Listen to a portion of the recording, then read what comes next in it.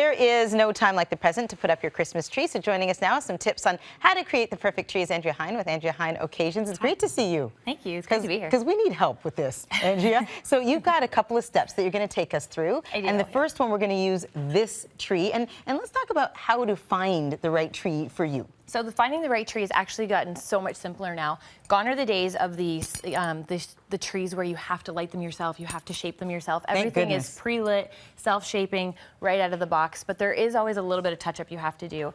When you see your tree, when you set it up at home and you look at the box, you think, why doesn't it look like the tree on the box? Yeah. Why does my tree look like Charlie Brown still? These are the questions we ask ourselves. Yes. So what you want to do is once you set it up and you get it all lit and plugged in and everything, you still need to go to the back of each branch. Yeah. And you just want to pull them apart and separate them just so that you're kind of breaking up the holes. So you're shaping it a little bit. Yeah, so and pull it on looks them. full. They're all wired and everything, so you're not going to hurt anything. You're just kind of filling in the gaps and then shaping it and making it look lifelike. Okay, this is good. So once you get it nicely shaped and it's full and everything else, you move on to the next step? Yes. All right, so we go down here. So the next step, I like to start with ribbon because ribbon is kind of, you have to push it through each and every gap here, so you want to do this first.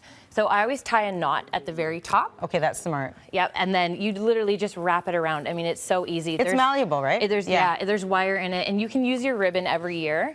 So you just wrap it around the branch and then kind of puff it out. And you're gonna go back and forth with it. Like, it's never gonna be perfect. No. It doesn't matter because once you get to the final tree, you're not actually gonna see all of it. You're just gonna see the color pop.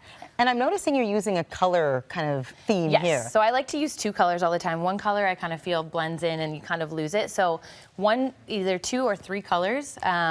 I like metallics, obviously, but then you can even throw some naturals in there too. You don't have to stick with the same color palette every time, and you can also switch up those things every year. So if your tree is silver or gold every year, throw some red on it next year. Throw some brown on it. Naturals. Yeah, exactly. But no more than 2, 3 colors. I wouldn't put more than 3, no. Definitely. Okay, all right, It gets a little busy. Okay, I think I have a busy tree. Yeah. Okay, anyway, let's go over here. This is looking great, and it's looking full, and there's so much in it. Yes, so the one secret to making it look full is using these big, I always call them pumpkin ornaments, because they're big like pumpkins.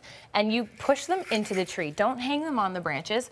Push them in. So you're just creating depth and you're just adding that color pop. So a lot of people get intimidated because they see these things and they're like, how do I use this? How do I put this on? That's all you have to do. Some of them you don't even have to actually put a hook on them.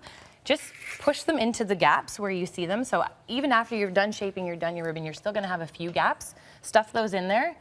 Won't even notice. And that's such a smart idea. Yeah, it really is, because you know what? You can't even see through that tree. No, You've got you ornaments can't. everywhere. I shouldn't be able to see anything behind this tree anymore. And what if people want to kind of make some of the ornaments themselves? This is the case over here, right? Where you want to, you can do. So I make bows and everything for myself. You can buy pre-made bows, or if you're crafty and you know how to do them, you can make them.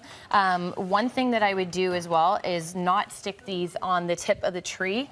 Don't put them right there. Put them in the middle, push them in the same as the balls just to give it some depth. You want them to be seen. Yes, exactly. And then this is my favorite part. I'm gonna let you do this and show everybody how easy it is. Okay. These are picks and sprays, and you can get them anywhere. A lot of this stuff is from Canadian Tire, most of it. They're really beautiful. Love the color. All I do at the very end of the tree is just pop these in where I see gaps. Yep, there's a gap here and it goes. Yep, and there's no rules. I mean, a lot of people get stuck on I have to have odd numbers, 3 to 5 pieces. No, you can just put these anywhere, get as many as you want and put them in. And then I also like to decorate them at the top around the bow. It just gives your tree topper a little bit more pizzazz at the end. It's beautiful. Thank you. It's got a lot of pizzazz, Andrea. Yeah. Thanks a lot. We'll be right back after this. Love the way this looks. I love the colors. Thank you.